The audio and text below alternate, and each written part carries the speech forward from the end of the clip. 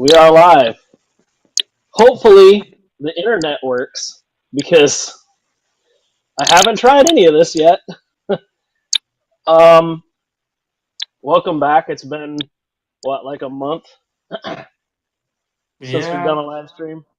been a Um, been a second. yeah, my life has changed a lot in the last month. I've probably aged 6 or 7 years in the last month. You can see the bags under my eyes. I'm tired as shit. I'm tired of moving. I'm tired of carrying stuff. My back is telling me that I'm tired of moving stuff. Um, welcome to the mess that is the new shop currently. Um, we're here. It looks Uh, normal. It looks like you never even moved. yeah. Camera's nice and bright. I can change that if it's too bright. I have the overhead door like halfway open right next to me, so it's going to get darker here pretty soon. This overhead door faces the west, so um, it's gonna get darker in here pretty quick. So, I guess before we get to the meat and potatoes of my bullshit, what do you got going on? Me, well, it's a Monday. Uh, so Monday things are happening. Yeah, Just I guess. survived, dude. Yeah. Just got back from the Sprawl Fest Sunday. I went out there Friday morning. Fun event, just chill and hang, very relaxed crawler atmosphere. Well, crawler and scale truck, and they have some pretty cool other little events this year, like rally racing and stuff like that. So, Huh. um, kind of cool to see like branching off into other like categories, um, which is cool. I saw like one of those like Datsun three, or was it 240s or 280s? I think Scale Builders Guild did a review on those or on that car, but I saw one of those like ripping by. It looks sick. It looked cool in Matt's videos, but it looks cooler in person. Huh. Nice. Yeah, just like Uh, interesting stuff. It was a good weekend. Uh, he's stepping up with a ring light borrowed from his OnlyFans page. No, it's the brand new LED light above me. So, um, I don't want to get into that quite yet. So you went to Texas Crawl Fest, and then this coming weekend is Beat the Creek, which I'm not going to be able to attend just because of this disaster. But um, I know Hibby's going. I ran into Devin Berger at Costco yesterday, and he was getting supplies to go. That was cool. I haven't seen Devin since Dude, probably Axial Fest 2 years ago. Um, so it was cool to run into him at Costco. But yeah, I wish I could go to Beat the Creek, but it's just not in the cards. Um, Theron, that's the new Braille feature. My I think mic is making weird noises. it's like a Morse code. If Theron's hearing what I'm hearing, it's a Morse code. Okay, well, so I'm gonna move this bench and tell me if it makes the noise.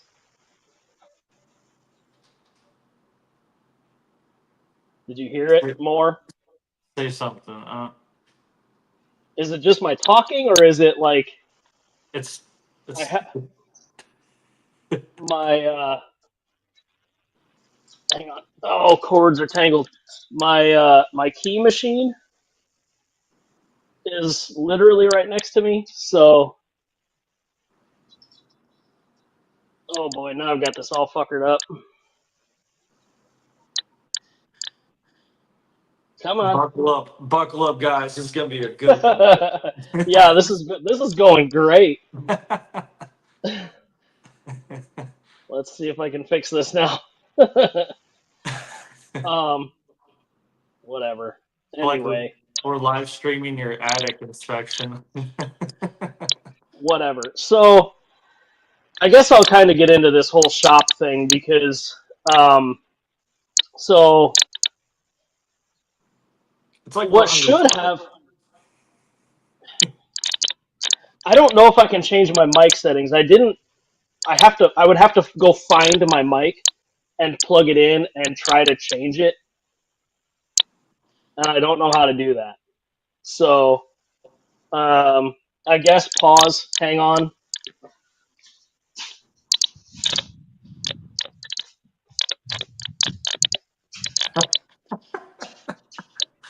It's like one of those little frog toys, dude. The little toad things. But, uh,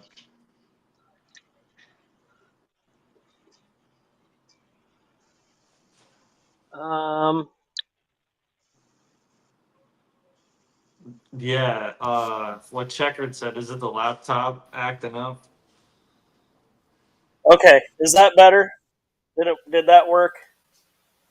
I think so, actually. Well, you froze, so that's cool. It's that. Oh, now It's you're that. back.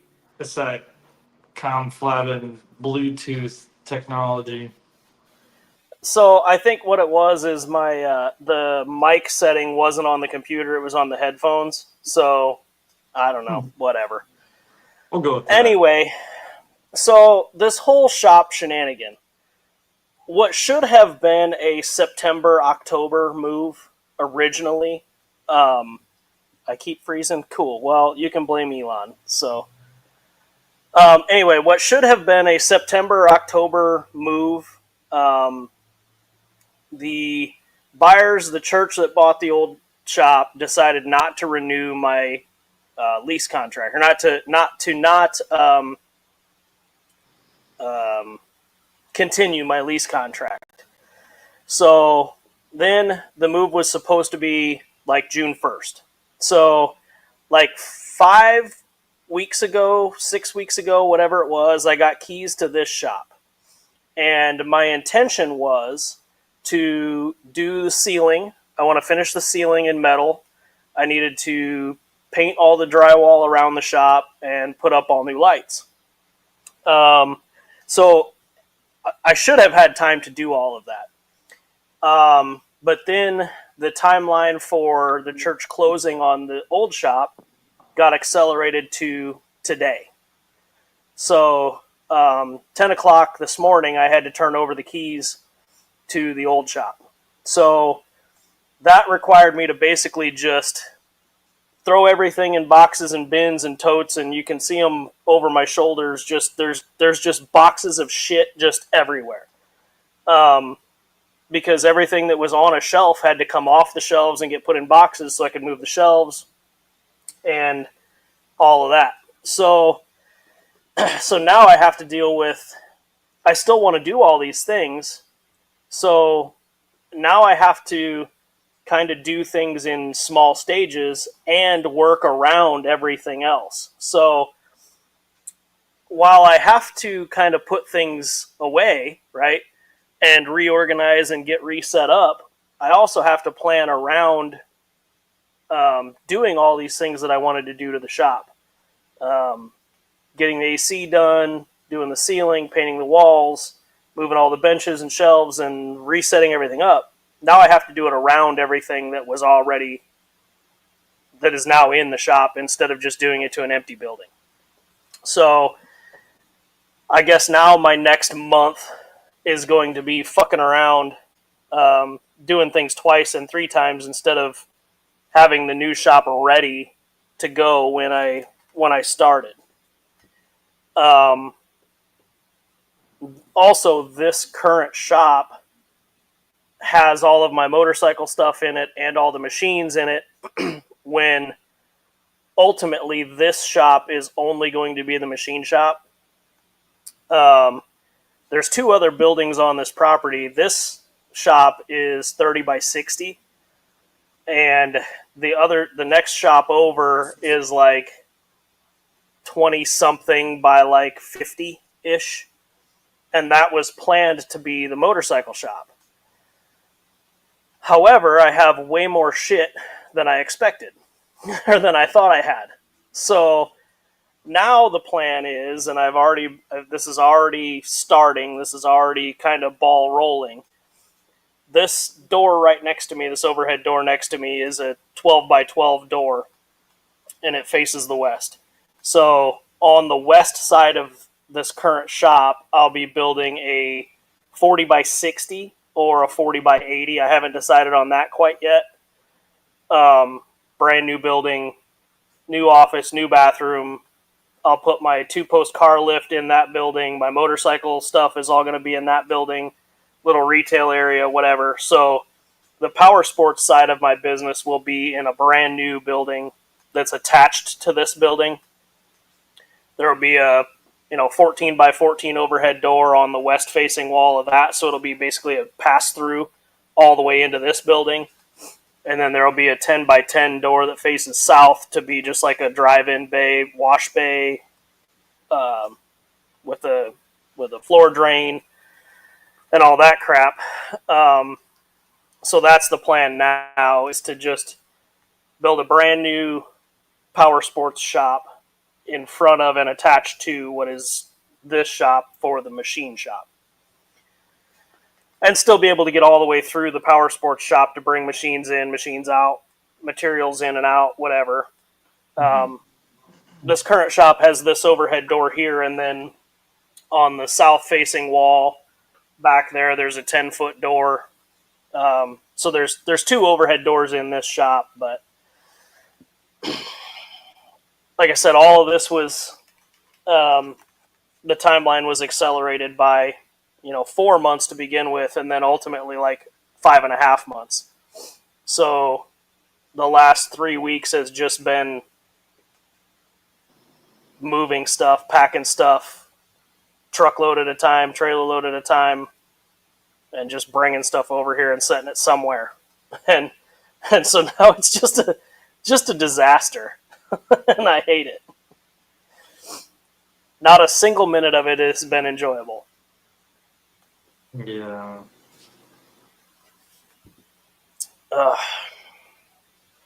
I did manage to get pretty much. I think I only have 2 pending orders now.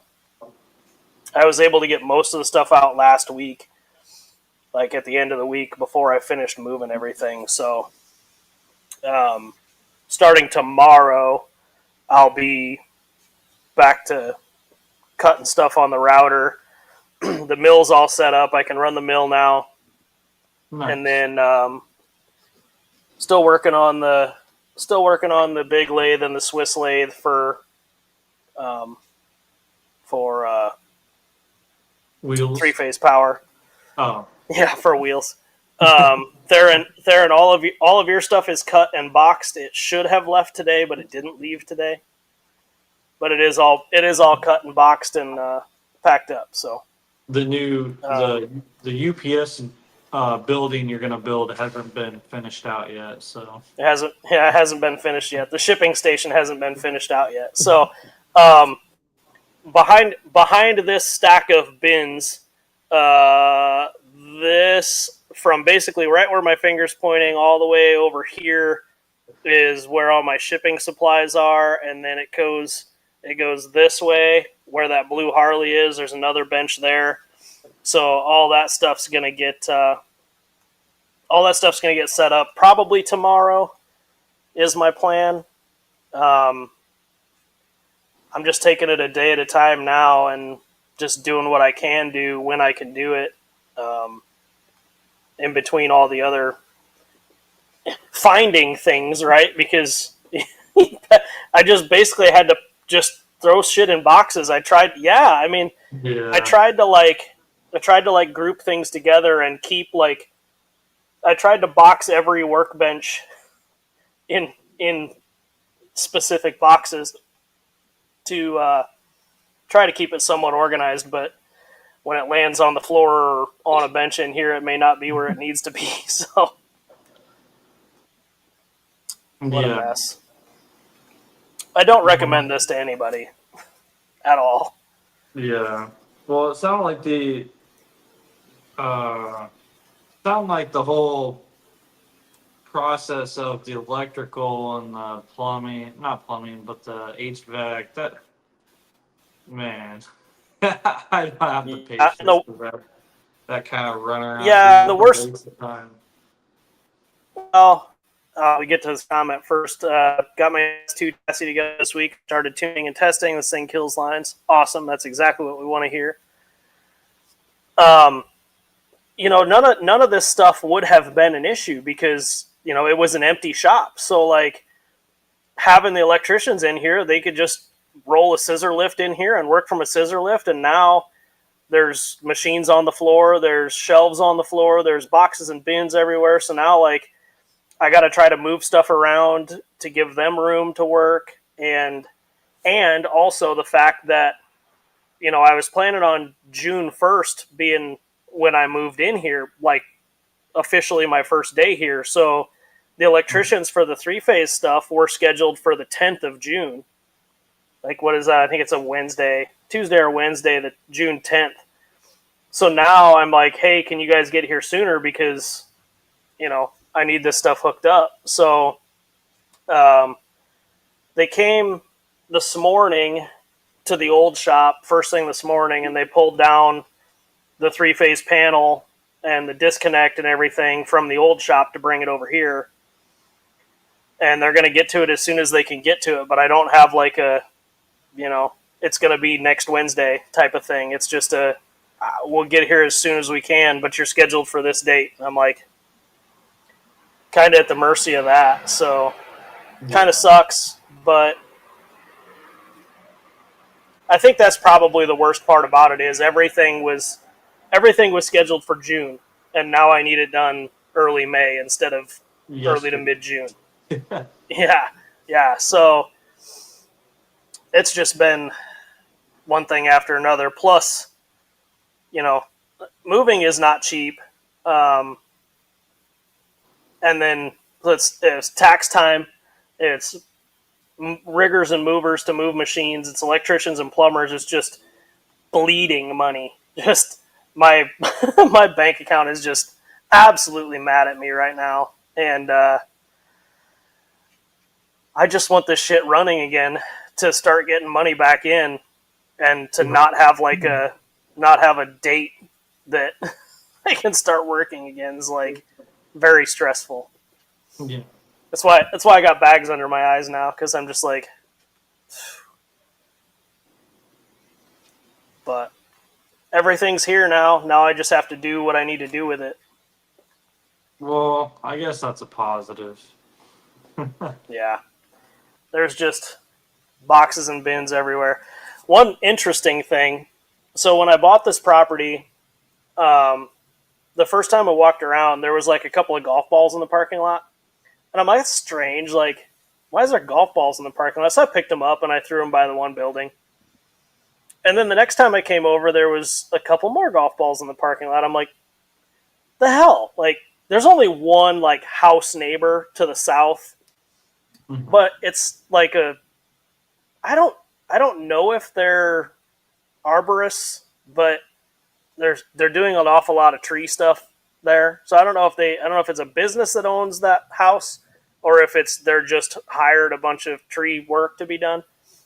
But I assume one of these guys must be Tiger Weeds in training, because He's been thinking about that joke all day. the number of golf balls that I've picked up out of this parking lot is staggering. However, there haven't been any golf balls in the parking lot since I've been, coming over here like every day moving stuff. But this entire box is golf balls that I've picked up out of the parking lot. Huh. Was that today or since you've been there? No, that's just grand total since the first time I looked at it, and to like 2 weeks ago. Because like I said, there haven't been any in the last week or 2 weeks that I've just been in and out of here all day every day. So, but yeah, if anybody needs golf balls, I've got a bunch for sale, real cheap. I'll leave them in this box and everything. I'll just tape it up. I may have to shake it to get it to close, but yeah. New shop, who dis? Yeah, new mess of a shop. Just make sure not to park anywhere close to where they've been landing. Yeah, so they're all over the parking lot though. Like some of them were right along the fence line, and some of them were all the way over here by this shop building, which is the farthest away from that property. So, whatever.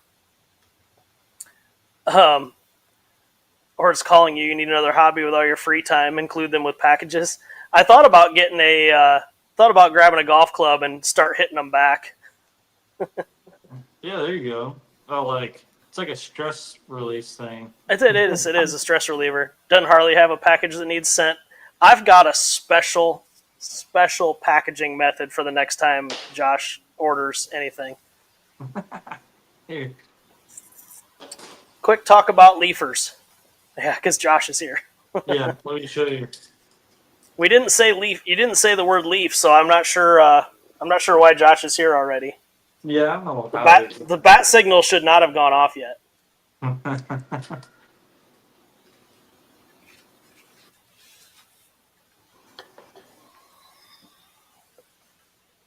Yeah, so just a stressful 3 to 5 weeks is all I've had.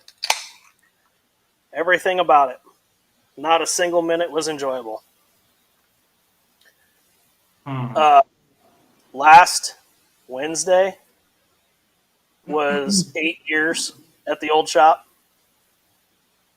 So it was interesting to hand over the keys today. It was like, kind of just felt weird. When I walked in the doors this morning and loaded up my truck with the last of the shit, air hoses and the toilet paper and paper towels and just the bathroom cleaning stuff and the vacuum and whatever. It was weird. Like, the shop echoes.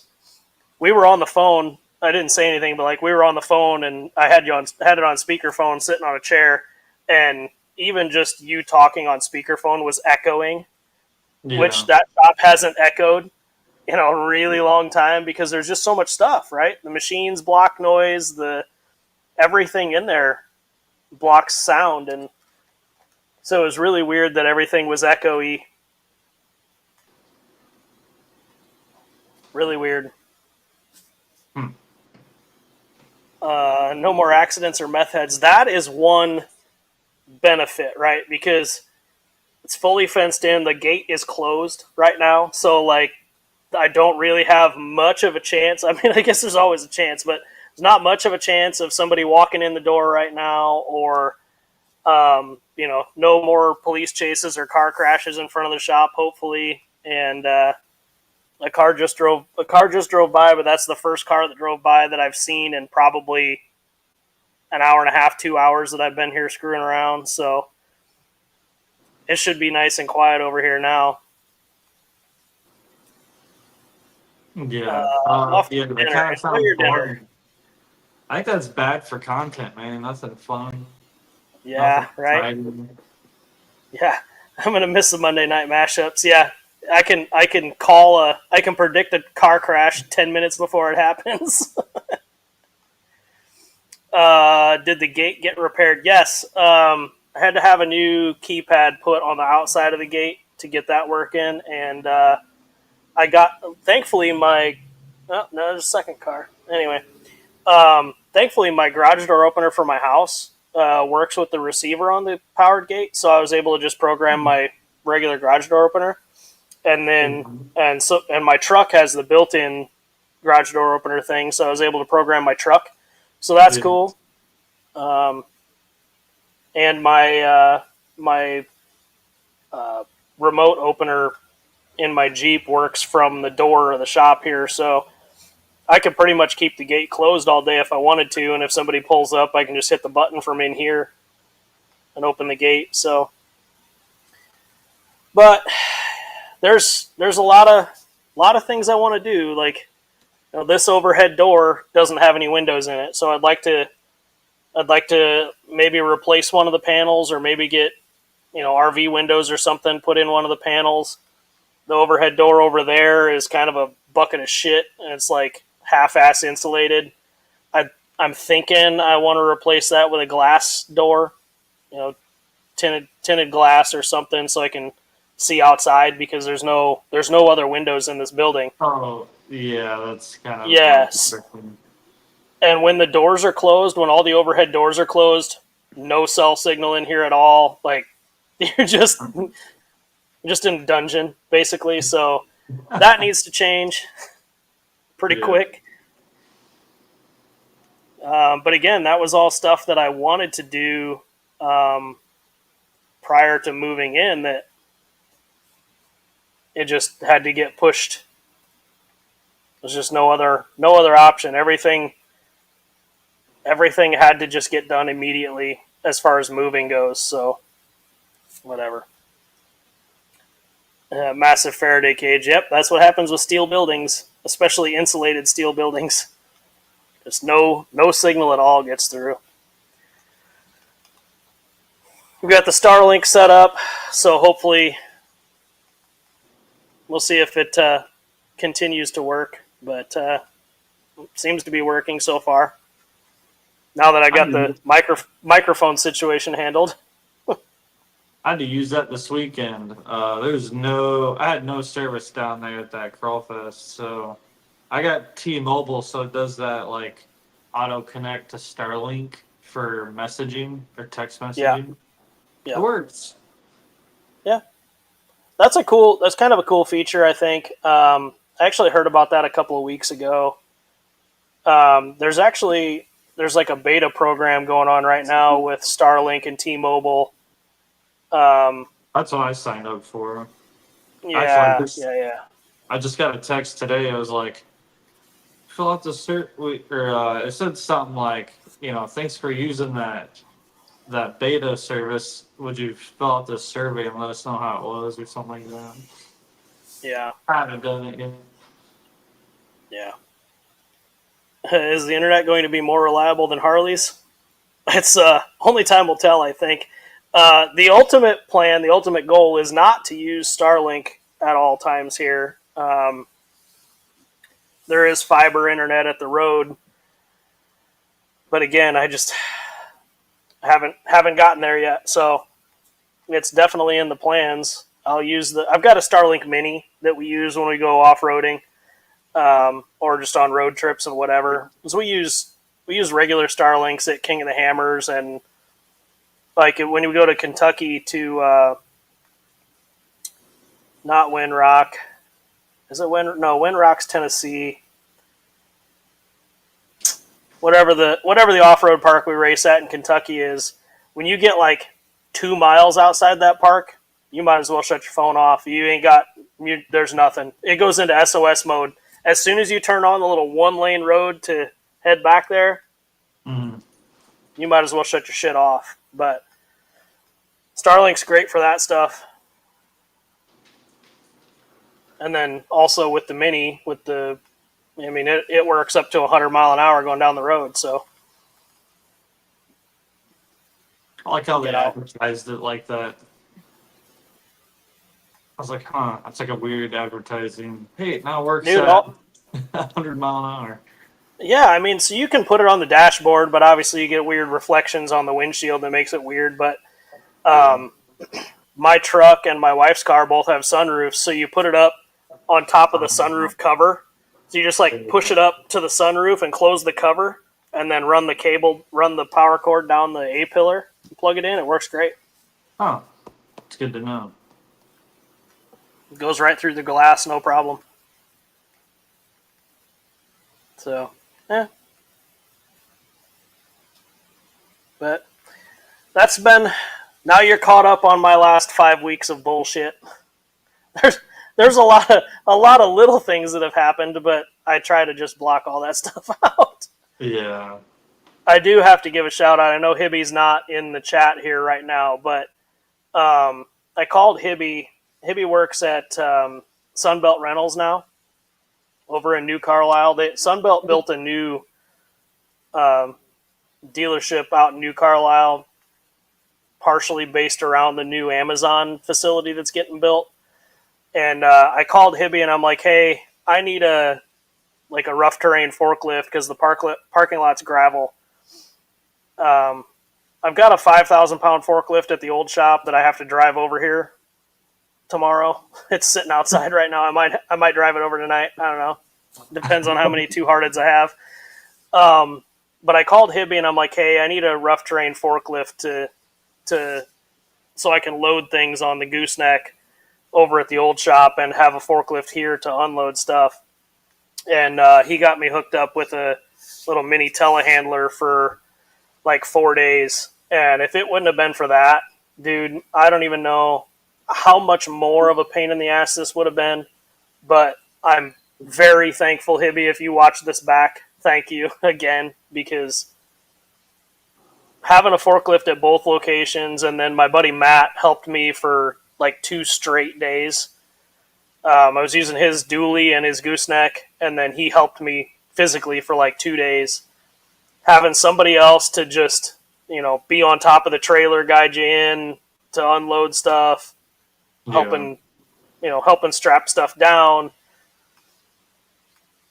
I don't know how much longer this shit would have taken me without Matt and Hibby's help, because that was just awesome to have that stuff.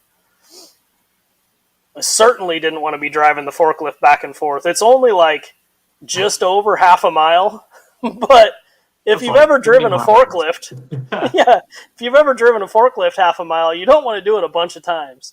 So I think I've driven one like a quarter mile, dude. brutal. Not a very comfy ride. No, and they're not quiet going down the road either. So No, I draw a bit of attention. yeah. I did drive the backhoe back and forth a couple of times, moving rocks. And we had a bunch of big boulders lined along the property line, and Bruce didn't want to leave those for the church, so he's like, just take them. I'm like, okay, I don't know how the fuck I'm going to move these giant boulders. So, oh, is that what that picture was? Yeah. What was? I did send a picture to the group chat. I mean, it's kind of hard to tell in a picture how big these are, but like my JK's on 37s, so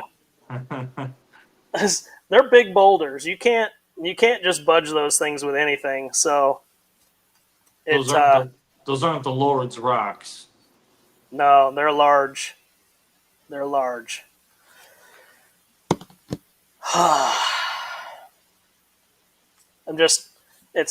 That is all behind me now. Now I just have to deal with everything that's here.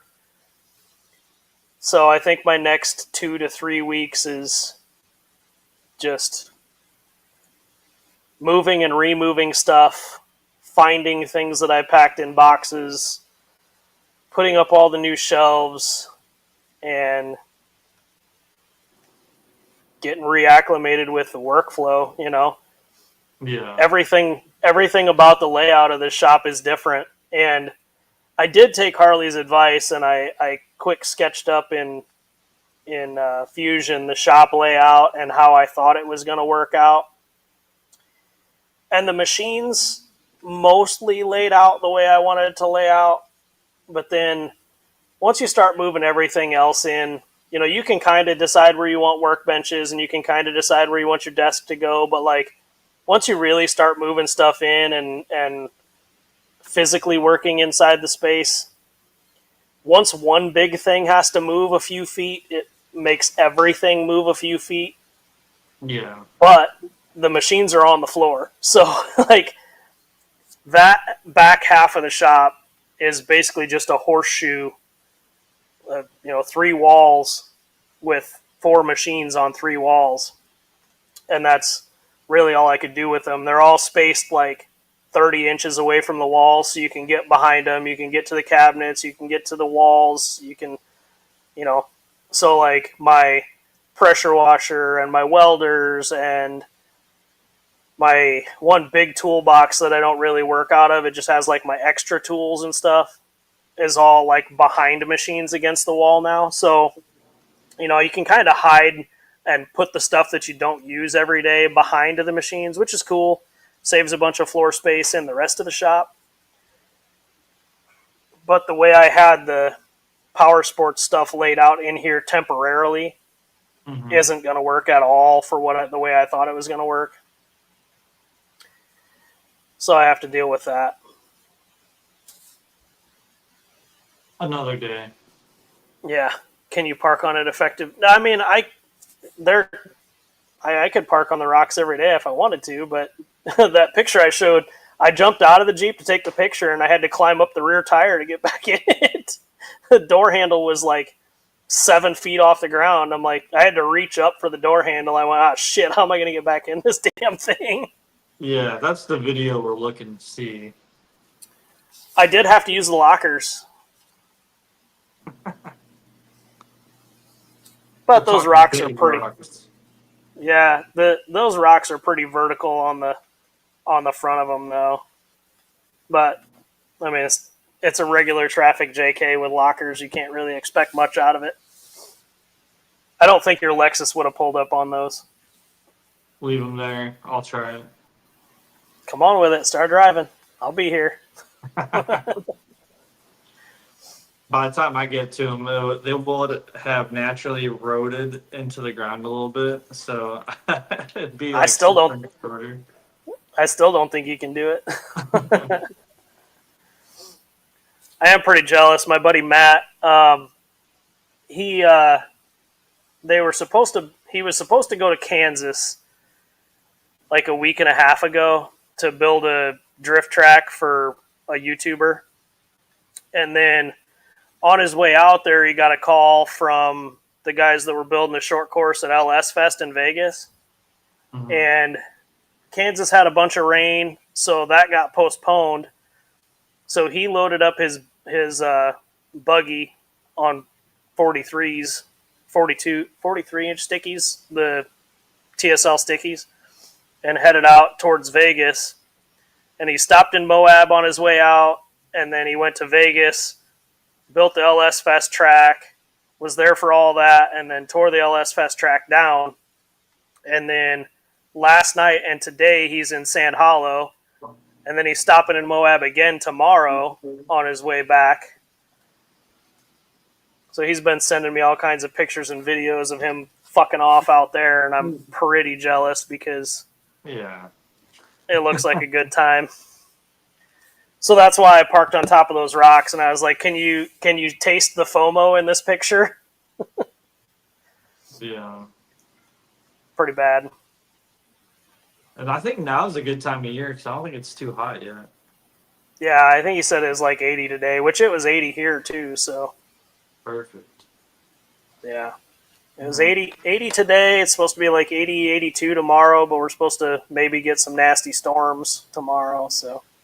Yeah, nice. I need to replace the seal on the bottom of this overhead door when it rains real hard to get some water underneath the door, but that's real good for the wood feet on this workbench right next to the door. Yeah. Whatever.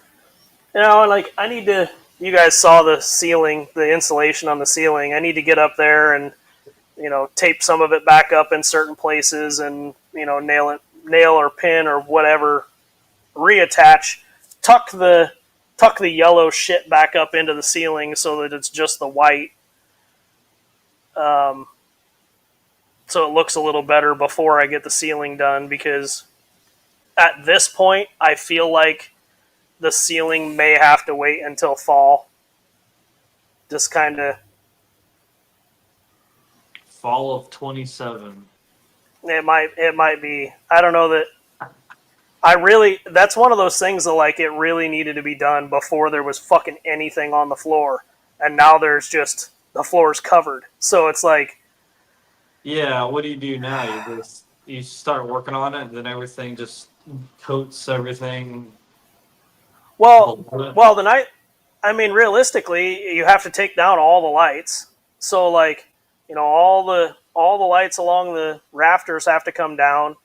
All the receps need to get moved. So because every single one of these lights has a recept above it. So all the lights are plugged in, and there's like a constant power plug and a switched plug. Mm-hmm. So you have to take all those down and and basically lay them flat because they're vertical against the rafters. So you have to lay them flat and then trim the ceiling if that's how you wanted to do it. And everything on the floor has to move to get ladders and whatever to get 12 or 14 or 16 foot sheets of metal up there. It's now that there's shit on the floor, it's going to be a much, much, much longer process than when there was nothing on the floor. Just Sounds like fun. no way around it. And then the furnace is up in the rafters also. So you have to deal with return air and filtered air, and you got to move the filter to where it's accessible once the ceiling's up, because you don't have to get up in the attic once a month to change the filter. It's going to be, now because of the timeline change, it's going to be much more difficult on me to get shit done. But unfortunately, my hands were tied as far as that goes. I didn't really have any skin in the game as far as the timeline went, but Yeah. one day at a time. When's the new chassis drop? Wesley and I talked about that today. We need to work on some stuff. There's some things that need to be done, but the last 5-6 weeks have just been, I had to basically just shut everything off and focus on this. I've been real bad about messages and emails and text messages and everything over the last month, because you only have so much bandwidth in the day to deal with, and I was running out of it pretty quick. Yeah. I don't think so. I mean, I have that one frame set I made. I don't know if any of the pics made it out of Crawlfest of that thing yet, because I haven't posted that thing anywhere. I don't know. Have you? I don't think there's been pictures outside of the group chat. But I don't know. We got some fun stuff. I will, however, state the Sever's highly slept on. Yeah. Still working on getting these leaf under Sever and getting the proper pinion angle. What axles are you working with? Because that's kind of with the Sever, with the skid as forward as it is, you have to take into consideration your front leaf length and where the leaf mounts mount, or where the axle perches mount on the leaf. Because if you're dealing with a real long leaf, you need to be able to move the F10Ts. Yeah, so you need to be able to move the axle forward. Depending on what leaves you're using, if the leaf mount, if the perch mount is in the center of the leaf springs, you can drill a new hole in the leaves to move the axle forward a little bit, and that'll get you a little more room between the pinion and the leaf over. That's your issue. You need to go leaf under.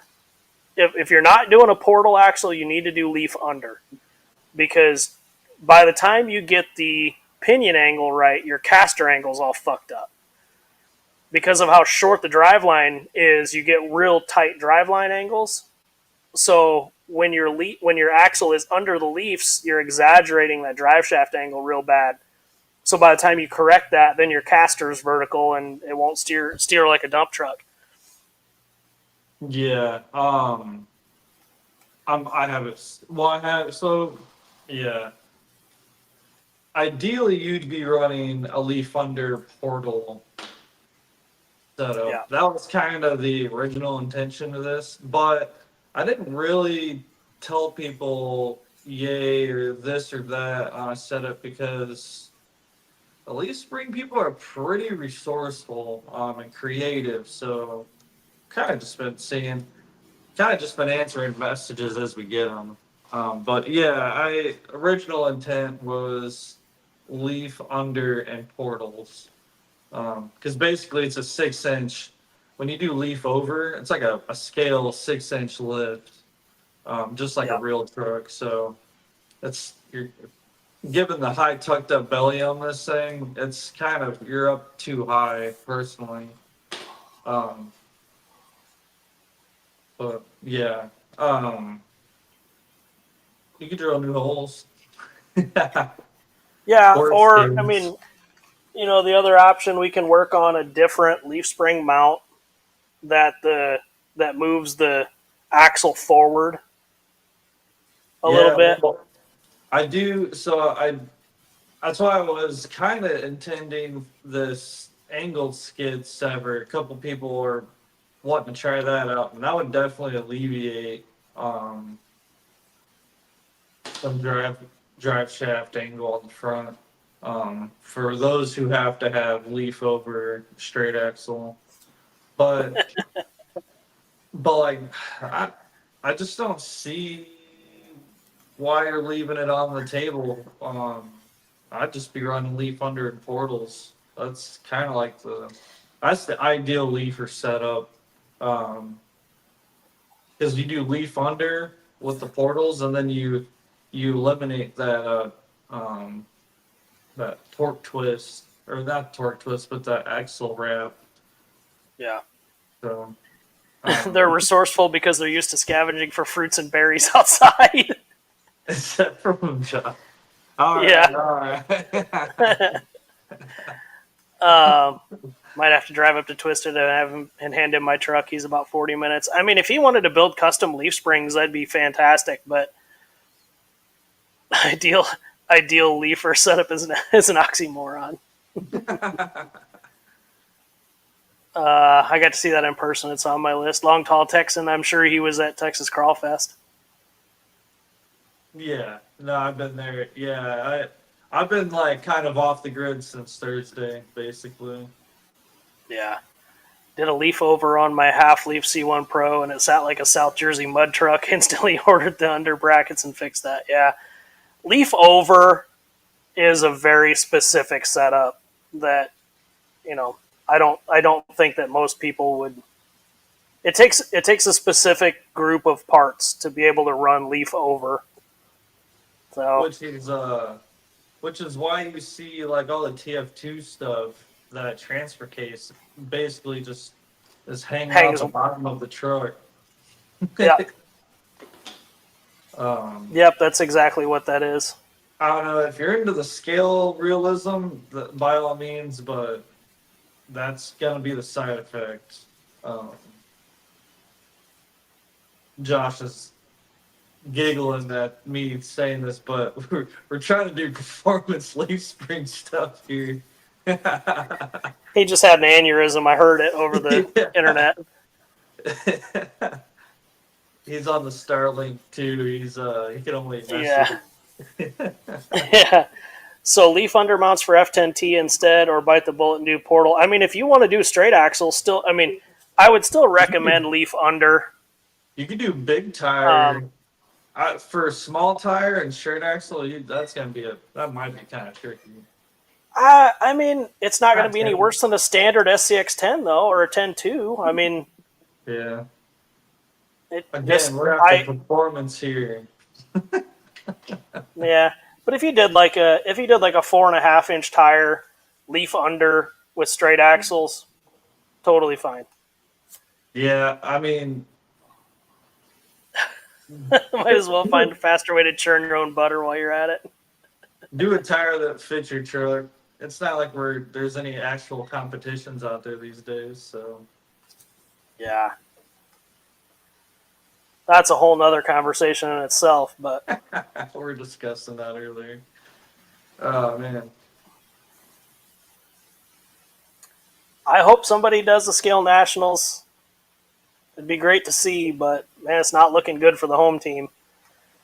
There needs to be a Nationals East, Nationals West, and like a Nationals Central or something. Even if you only did one Nationals, if you did three if you did one. Yeah. If you just did one, that'd be cool. Let's not get overzealous. Yeah, well, like if you could do 3 regionals and take the top like 20 from each class from each region, you'd have you'd have 60 pre-qualified drivers, and then if you wanted to have 100 trucks per class, you'd have 40 open spots per class for people that maybe couldn't make it to that regional event or decided they want to try their hand, whatever. So there'd still be 40 open spots per class. That'd be cool.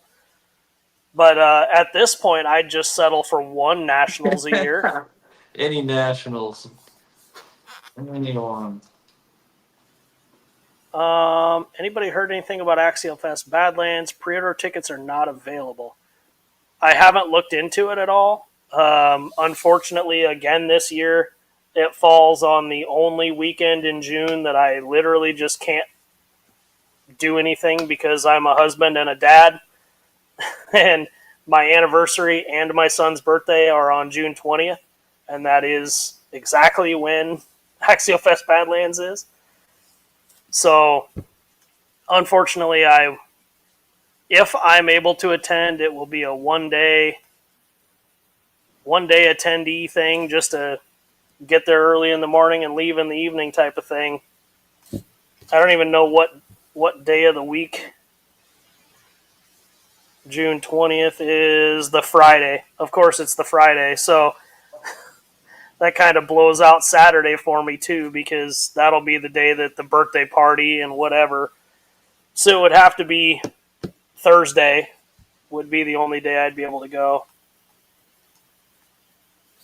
If I'm able to go. Toby, the We Rock seems to be what's hot. Yeah, because they're actually having events.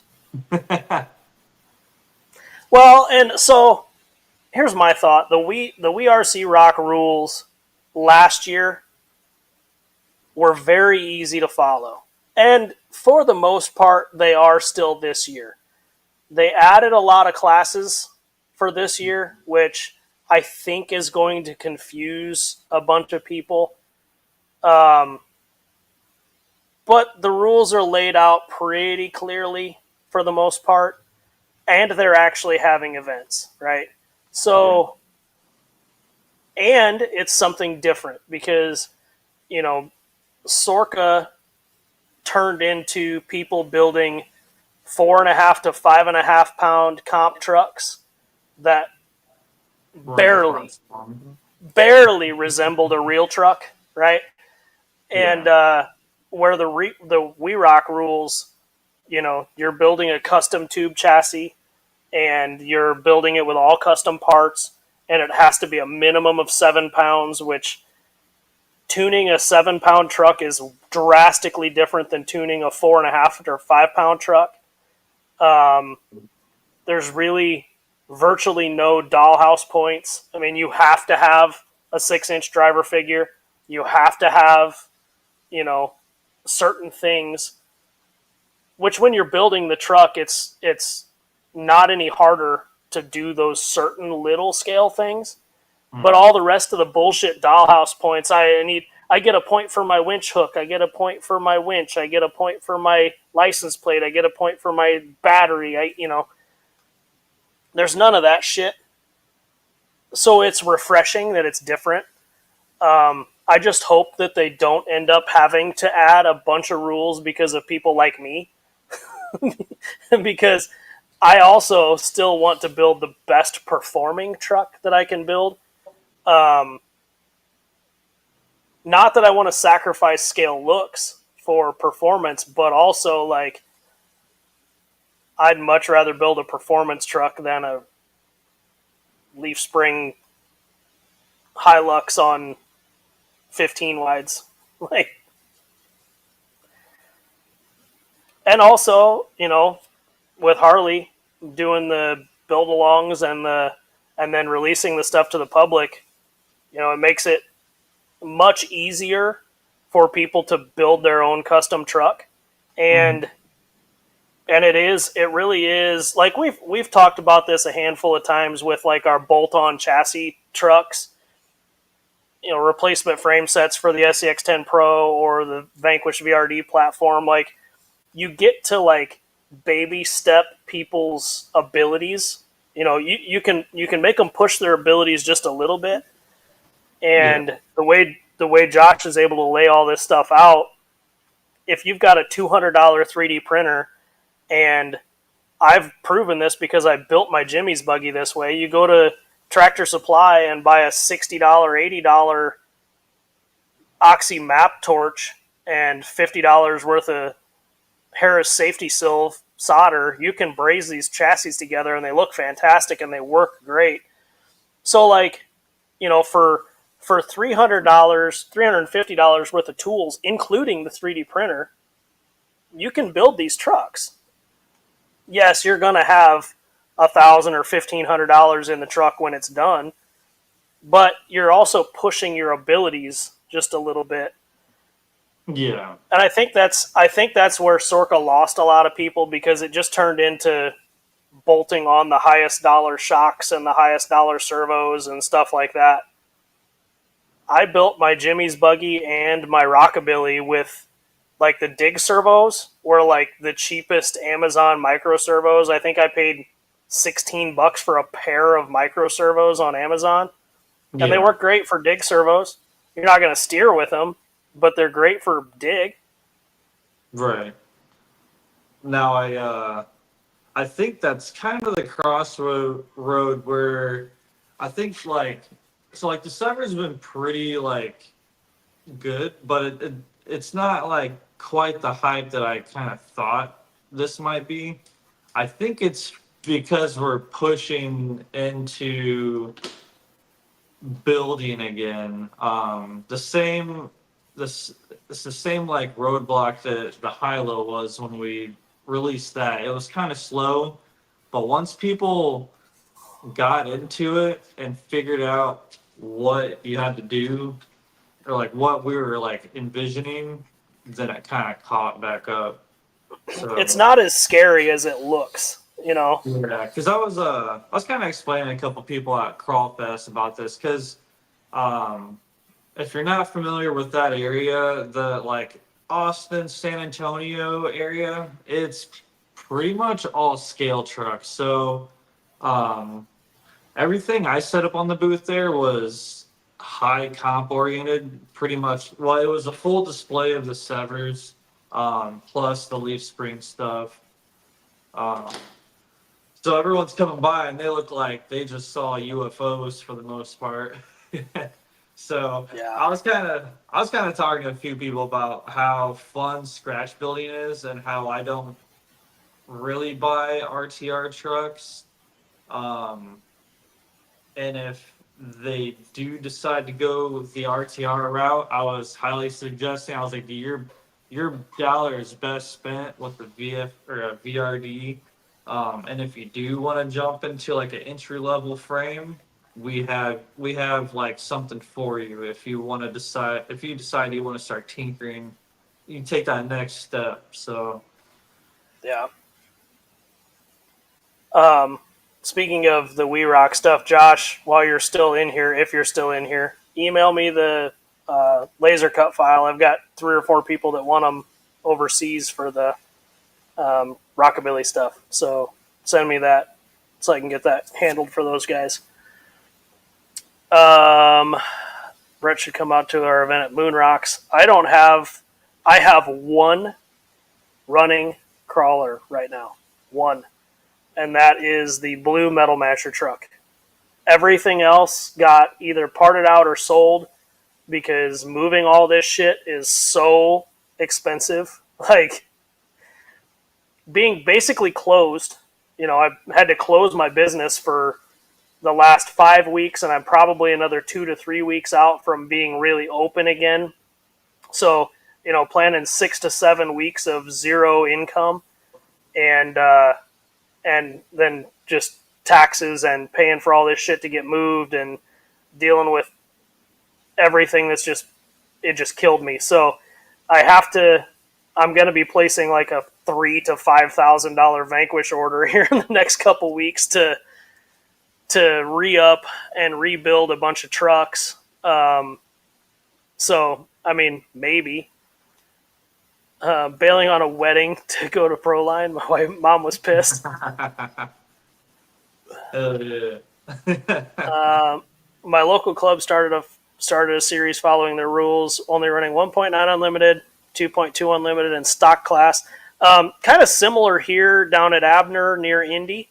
They run a stock class, which is like your four-wheel steer Capras and your H10 Optics, your plastic cage RTR type trucks. You're allowed dig. You're not allowed four-wheel steer. And it's a plastic cage class. So you can have like brass weights and whatever. There's a couple of small rules, but it's your stock class basically.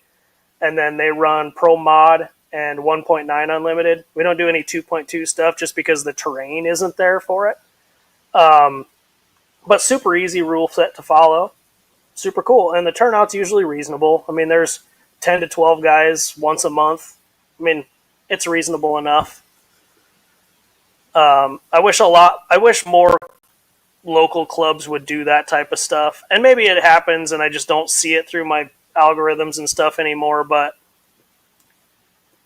I wish that needs to come back because I think a lot of the Sorka stuff died because of that. A lot of when the new rules dropped in 2020, 2021, a lot of clubs just gave up because the rules seemed scary. Yeah, so I mean, even to reflect that in the local group, the Austin group kind of definitely fizzled out around 2020, but I was kind of getting them on board with like some of those like Sorka rules, but then they dropped that like box and all that stuff, and basically I was like, dude, if they weren't really following it before they're gonna be lost in the sauce, man. Yeah, people that were lost on the 2019 rules when they saw the 2020 rules, they're like, "Ain't no way." I'm out of here. Yeah, we're done. We're out. So yeah. I like the Sever because I'm able to build a scale leaf truck that will be able to perform much better than a hopped up TF2 ever could. That's a fact. Yeah. So yeah, me and that that one pic I sent you with the yellow TF2. Actually, it's not a TF2. He's joking me on that, but that. You're gonna get hate mail for that. We were out trailing and chatting this weekend. It's pretty cool. But yeah, the VRD hardline is killer. My wife is undefeated in the spring shootout against other wives and their husbands' high dollar trucks. Tom posts up fairly regularly in the fan page. So I did see your post the other day. Maybe that was yesterday. I'm not real sure. Jamie Del Tempo finished first with his S2 the other day, and Tom's wife got first place at a super shafty spring shootout. So there's that. Super cool. Our VRD and Stance line of chassis is pretty solid. If you want to build just a bolt-on, get a little bit extra belly clearance, get a couple more leaf or link adjustment spots, the hardline's fantastic. If you want to run a class 1, the flat line is perfect because it just drops the belly flat, but you still get like an 1/8 inch more belly clearance at the back of the skid versus the factory chassis.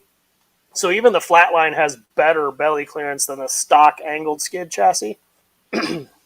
So that's helpful. And then the front line, just, it's a lot more of a custom truck, but it's great too. It just requires a bunch more parts. Yeah. Any update on the side-by-side drama? Yeah, that, it's done. It's gone. It's out of my hair.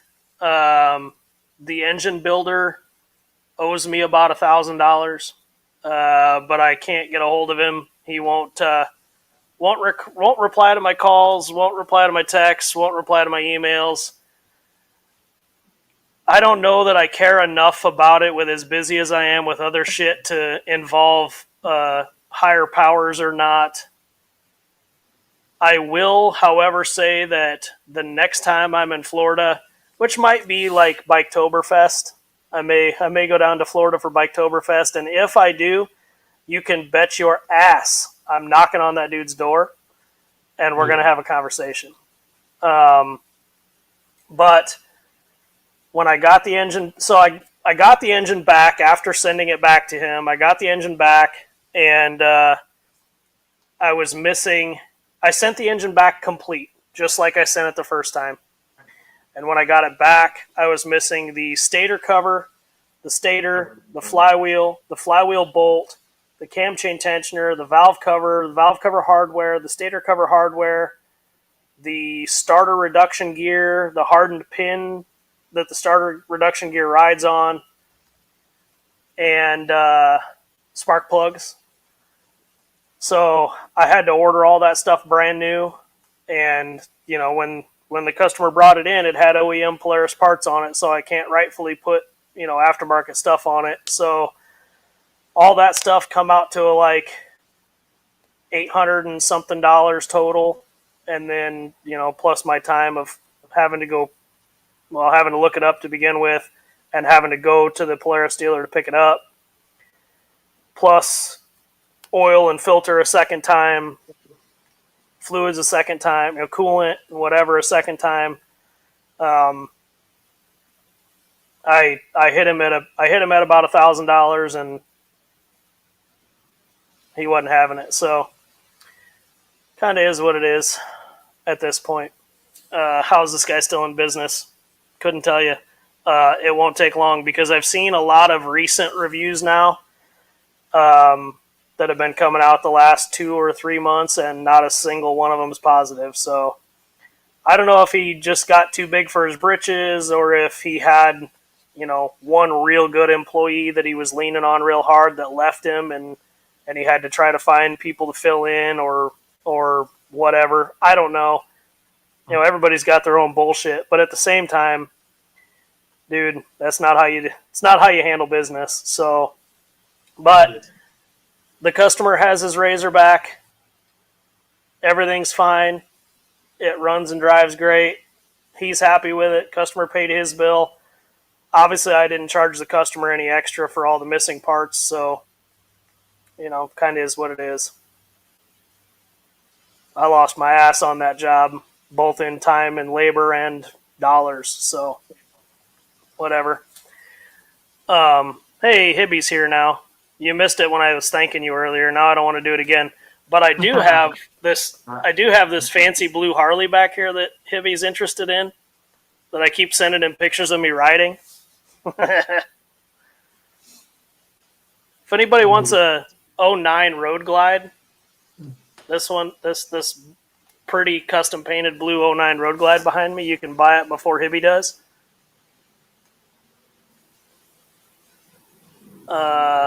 He should have taken you out for a steak. Yeah, well, whatever. I'm just happy to. I was happy to rid myself of that whole headache scenario prior to having to move everything. Like the day before I started moving everything, the customer came and picked that up. So I didn't have to work around it. I didn't have to. It all worked out, and it's fine. And until I meet that guy in person, we're the funny thing is, I'm not sure that he knows that we're friends on Facebook. To this day, I don't think that he knows that we're. I'm checking right now to see if we are still friends. Yeah, we are still friends on Facebook. So like I see all of his posts and I see what he's doing, and like it doesn't seem like a guy that's really fucking every customer, but kind of is what it is. Dude, I've been struggling quite a bit lately with the whole freaking like automotive like industry. Because dude, like what you just went through right there is the complete I'll make this really PG. It's utterly ridiculous we get to this point because like you had that vehicle and you're just like, I'm so over it. I've lost. I go to work to make money, and then now basically you're like, I will give my own money away to get this headache out of here. What other industry is remotely like that? Like for example, With I have this head gas. This truck got shipped to us 6 hours away. The customer had this truck, the shop change all the fluids. Well, they drained fluids out, but they never put coolant in, so they roasted this engine, and they were doing a head gasket on it, and then gave up. So I get this Land Cruiser now with no head on it. Um, there's a head in the back of it that's good enough to go on, and I was like, no, let the customer know we're gonna get this head checked. So valves were bent, like all this da da da. We get it machined, it comes back. I put the head on, get this thing going. It's idling, burping. Actually, I left it over the weekend. I just fired it up Friday. I was like, cool, that was all I needed to hear. So I left the funnel on it all weekend with fluid in it. Come back in Monday, still had fluid in it. We're good. And I idle it outside because it had a cooked head gasket, so it's just getting warm and it's billowing out, burning all the. Long story short, one of my coworkers like, Wes, what's up with that? And I like look out the door. There's a drizzle of fluid. So basically, somewhere there's a freeze plug or a crack in the block somewhere. So it's turning into one of those trucks. I got about 20 hours of work into that. And I'm like, I don't even care about this anymore. Just get this truck out of here. Because now the customer doesn't want to pay. He's calling the other shop. Because we're like, Yeah. dude, the best thing to do now is a whole motor. But I don't know, man. How is this stuff viable anymore? Because I'm out It's 20 hours on this truck. Yeah, You know? so basically this whole thing with this razor, the labor I quoted the customer to R&R this engine was $750. Pushed a dead razor into my shop, pull the motor and ship it. So the customer paid shipping on the engine and $750 in labor. I had to order $850 worth of parts, and I had, 4 quarts of engine oil, 2 oil filters, 2 gallons of coolant. I went ahead and changed the transmission and rear gear oils while I was in there for him, just because I was already there. And so basically, I lost, call it $500 of actual dollars, and that's wiping out all of the labor and then subtracting dollars off the top of that. So it's thankfully the customer was one of those super understanding customers, and like I kept him in the loop the entire time. When I was calling this engine builder 11 times in a row in a single day, like back to back to back to back 11 times to get this fucker to answer the phone, I would text the customer, dude, I just called this guy 11 times. Here's a screenshot of my call log. Yep. You there? Yeah. Anyway, I would send the customer a screenshot of my call log with 11 back-to-back calls with this guy. So the customer knew that I was trying, and the customer was very understanding. And thankfully, it was the winter when he wasn't planning on using this, other than, like I said, he wanted to go on this trip for Christmas, and then he moved it to New Year's, and then he moved it to Valentine's Day, and we missed all 3 of those trips. But thankfully, he was understanding through the whole process, because if he hadn't been, I'd have been on a plane to Florida multiple times. Like, it just sucked. Yeah. How's the E-Moto? Any time to ride? I think I've got like close to 250 miles on it now. That bike is fantastic. absolutely love that Altus Sigma. That bike is a certified ripper. It will put you on your ass as quick as you can believe. I've only crashed it twice. Once it got away from me in some wet dirt. I think I told that story, didn't I? I don't know. I don't think we heard that. I think we need details again. I mean, So- next time. The first real time that I rode it off road, I was at Matt's house and we were cutting in our old dirt bike trail, and there's a spot where it crosses over like a tractor row between two cornfields. There's like a woods line that makes a T shape, and there's a tractor row between it. And this corner of the field gets really wet. It's like the low spot in between two cornfields. And there was like an actual puddle there, but it was only like an inch or two deep, whatever. But as we're cutting the trail in, I'm like, hey, we're going to have to, watch this. You got to kind of go out and around this puddle. Like the third lap, getting comfortable, having fun, getting used to the bike, and I've got it in race mode, so it's wicked all the way up. And I come out of the woods, and I go around the puddle, and I gave it a handful to squirt between the two woods lines, and that fucker just went completely out from underneath me. And my entire left side, I slid from the wet dirt through the mud, through the puddle, through the mud on the other side, and onto the dry dirt, clear on the other side of this puddle. I was completely like brown, black muck, field muck, from the tip of my toe to my helmet, just all the way down my left side. Super cool.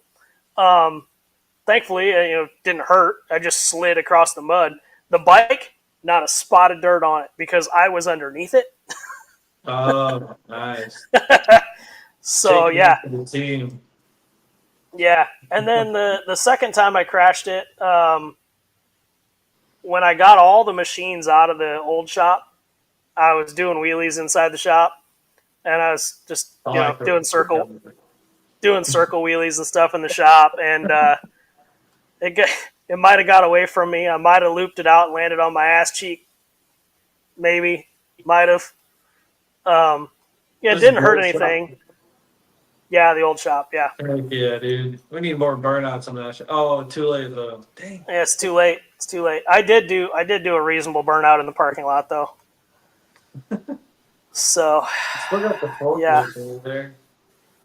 yeah, it's outside. I could do some serious forklift donuts. My luck, I'll toss the forklift on its side. You're screwed, yeah. Yeah, then I'll be screwed. Did the customer contact the engine builder and give an earful? No. This customer's not that type of person. It's Indiana, man. All those people are passive aggressive, dude. Don't you know?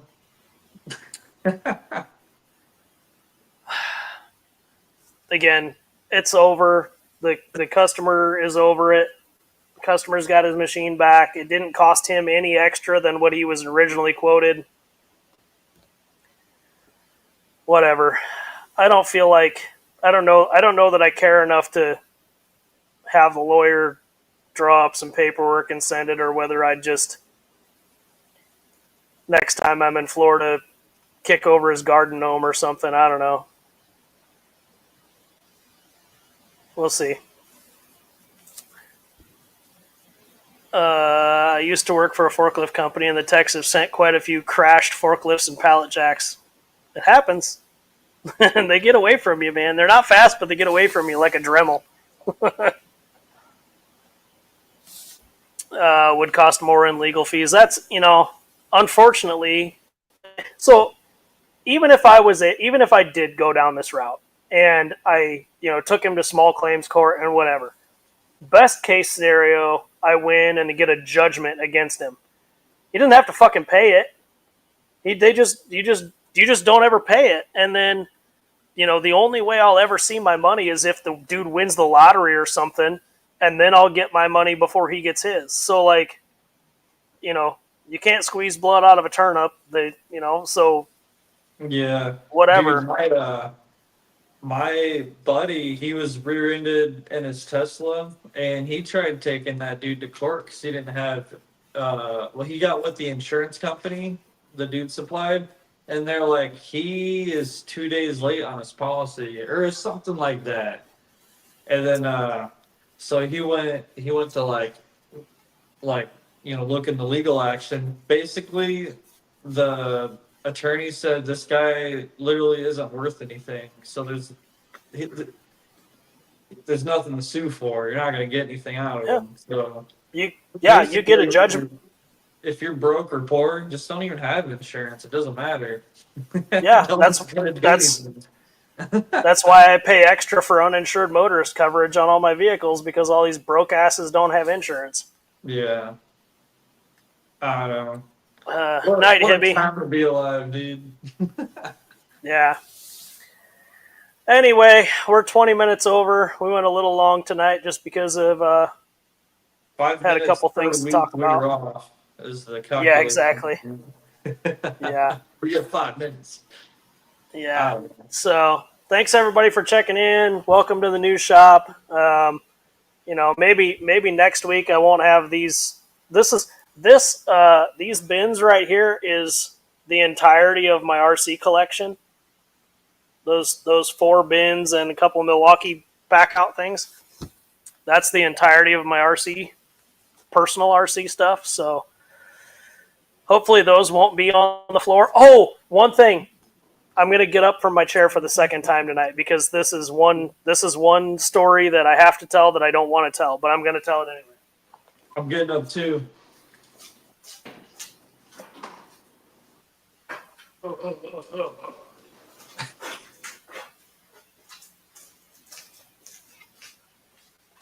Oh shit! You showed it. I was thinking you didn't see it. Hey, that's the ending credits, the little bonus speech here. This is my brand new Metal Masher Yoda. Oh yeah, here we go. That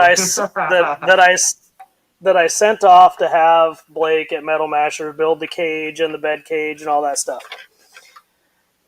I have been extremely cautious with this truck for the last 2 years. This has sat on top of a workbench in my shop with nothing within 2 feet of this truck for 2 years. Not a single dent, scratch, damage, nothing. I've changed the chassis 3 times because we keep coming up with new chassis that I want to run under this truck, and I just never finish it. I brought this truck to the new shop, and again, I put this on the bench, and I placed the blue Metal Masher truck next to it. It's all dented up, beat up, ran the shit out of it for the last 10 years. Don't care about that truck at all. I mean, I do, but if it gets dented, don't care.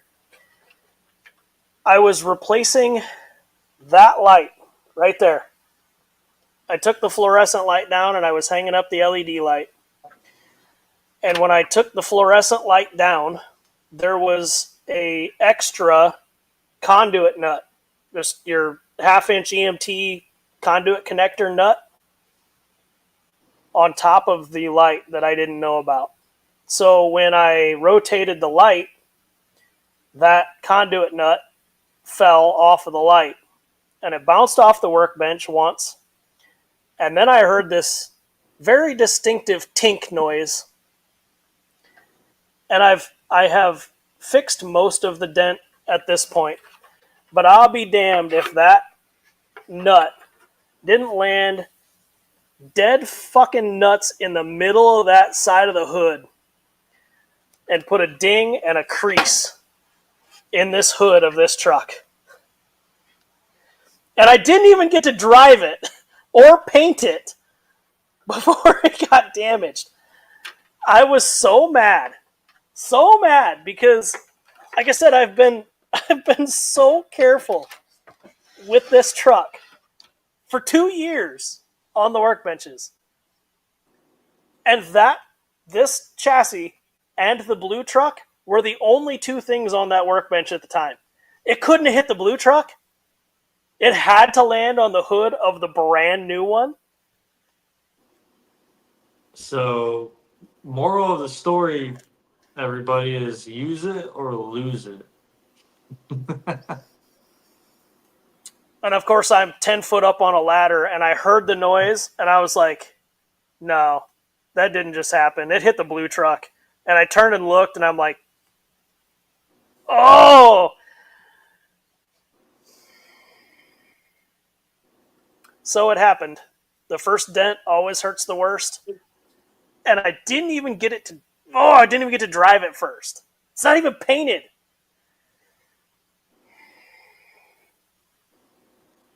Anyway, good night, everybody. I'm going to go home and slit my throat in bed tonight. Oh, easy. If you hear from me next week, you'll know that I chickened out or whatever. Well, these people need wheels, so That can't happen until the electricians show up, so, you know. It could be next week, it could be a month from now. I don't fucking know. he's reliving that in his head again. So mad. So Use it mad or about lose that it, dent. people. Use it or lose it. Man, whatever. Anyway, it is what it is. Now I can paint it. Maybe I'll still send it to Scale Builders Guild and have him paint a target around it or something. I don't know. Make him paint a target on the hood around the dent. Whatever. I remember when my buddy hit a rock with his V1 Ripper. The first one hurts. But thanks everybody for checking in. We'll see you on the next one. We should be reasonably back to schedule, now. So we will see you on the next one. Thanks everybody. Later.